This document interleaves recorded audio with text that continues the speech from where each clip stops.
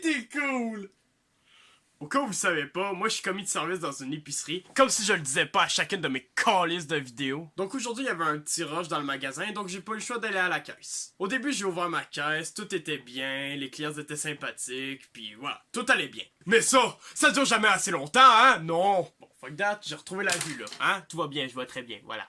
Donc aujourd'hui, il y a eu un client qui est venu à ma caisse en me rapportant une pinte de lait. En me disant que son lait il était dégueulasse, il sentait la merde, il y avait plein de grumeaux dedans. Bref, il était plus bon. Puis lui, il m'a demandé de faire un échange avec une autre pinte de lait. Hey tabarnak, toi t'es vraiment pas venu voir la bonne personne. Donc moi, avant d'y échanger, j'y ai demandé de me prouver que le lait était bel et bien plus bon. Quand j'y repense, j'aurais peut-être pas dû poser cette question-là. Il ouvre la pinte de lait, il la met sous mon nez, puis il me dit « Sens-la ».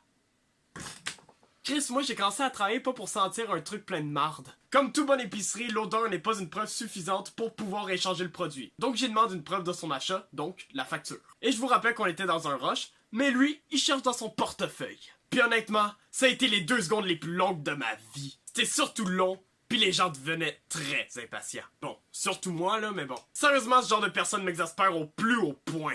À quel point cet homme est égoïste, Chris, il pense même pas aux enfants en Afrique qui boivent de l'eau polluée. Hey, ça se voyait qu'il pompait à l'intérieur, là, il commençait à être tout rouge comme une tomate. Mais moi, en tant que bon employé, je suis resté calme, puis j'y ai pas échangé son lait encore. Donc après, lui, il se redresse la tête tel un chien enragé, puis il me dit « Ah, c'est pas grave, monsieur.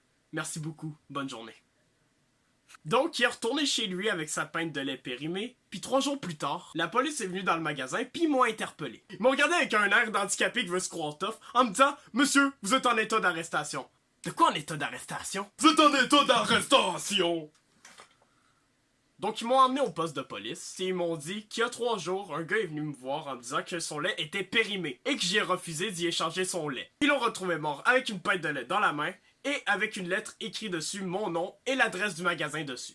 Donc maintenant je suis accusé de meurtre. Bon, c'est pas la première fois, mais bon. Donc, à cause de ce gars-là, j'aurai un procès le 30 novembre 2018. Donc tout ça, ça va me retarder dans tous mes projets, parce que je vais devoir appeler les avocats, toute la merde qui va avec. Mais je n'ai pas dit mon dernier mot, car je ferai une vidéo à ce sujet sur le jury et le juge. Oh, qui ont pas fini de m'entendre ceux-là. Bonjour à tous, j'espère que la vidéo vous a plu. Si oui, vous pouvez mettre un pouce en l'air. Alors tout d'abord, je vous invite à aller voir la chaîne de Nicolas Catudal. Donc voilà, c'est le youtubeur que j'ai parodié dans cette vidéo.